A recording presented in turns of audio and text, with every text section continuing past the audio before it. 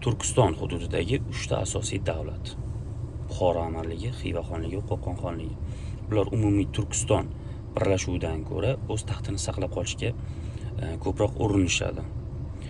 Va bu borada Buxoro amirligi Qo'qon xonligiga nisbatan siyosiy ustunlik qilish maqsadida Rossiya imperiyasi bilan aloqalarni o'rnatadi. Xiva xonligi Buxoro amirligiga ustunlik qilish uchun Rossiya bilan savdo aloqalarini yo'lga qo'yadi. Bu bo'linishdan Rossiya imperiyasi unumli foydalandi va bo'lib tashlash siyosatini amalga oshiradi. Ya'ni sizlarga yordam beramiz, ya'ni dushmanlaringizdan himoya qilamiz ma'nosida yolg'on takliflar berib, bo'lib tashlash siyosatini amalga oshirishni boshlaydi. Turkiston hududida, ya'ni ikkita xonlik va bitta amirlikda diniy va ma'rifiy tafovutlar bo'ladi. Masalan, Buxoro amirligida konservativ diniy ustunlik bo'ladi, jadidchilarni dushman sifatida ko'rishadi.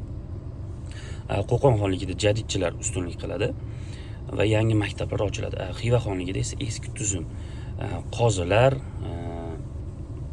qorilar davlatga sodiq bo'lishadi va o'rtada, ya'ni Turkiston hududida urug' nimasi bo'ladi, ildizi chuqur bo'ladi.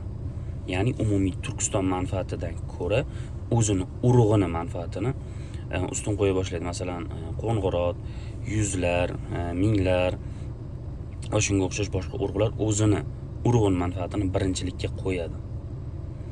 Ya'ni Turkiston umumiy ma'noda bo'lgan, lekin siyosiy kuchga ega bo'lmagan.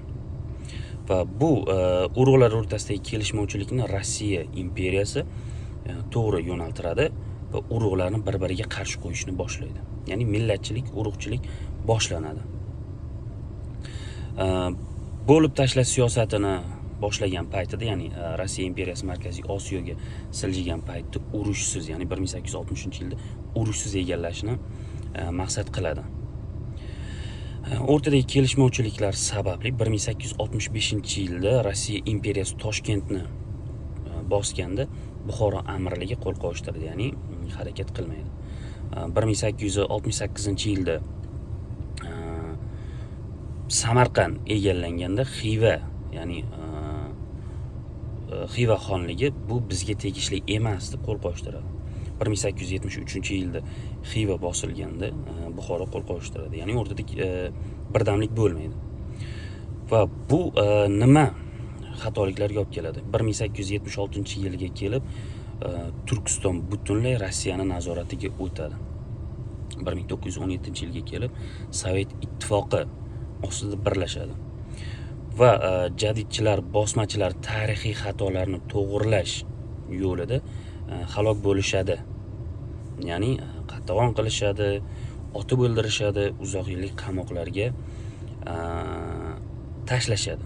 Bu tarixiy kelishmovchilikning natijasi edi. Ya'ni birlashmaslikning natijasi edi.